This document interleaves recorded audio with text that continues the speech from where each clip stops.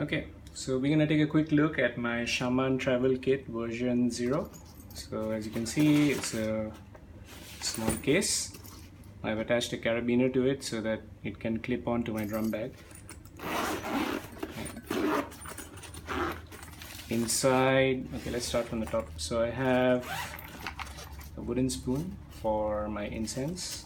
I have matches, tape, and so this case is for my shaman beads. So as you can see, so this is a very large pendant. I think this is the largest size that's available. This is my shaman bead. These are just some necklaces that you can use. You can store here. Put that back in. Now over here you can see on the right side I have this case which has, okay, so this has my portable ashtray. Let me just show you that. Okay, so sometimes it's difficult to find ashtrays where when you want to light your sage and you want to put it out. So I travel with this.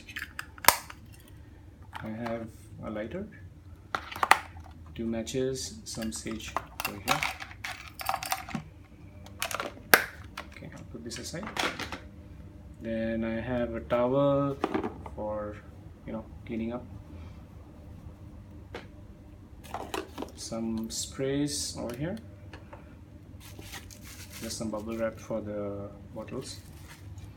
So this case over here, so all of this is modular, so you can stack up and you can create a box that's more suitable to your needs. So what I have done is I like to keep my crystals on the right hand side.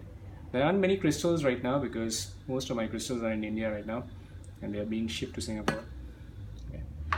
And you can use this side for anything else you want. You can put your incense burner here if your incense burner is small enough.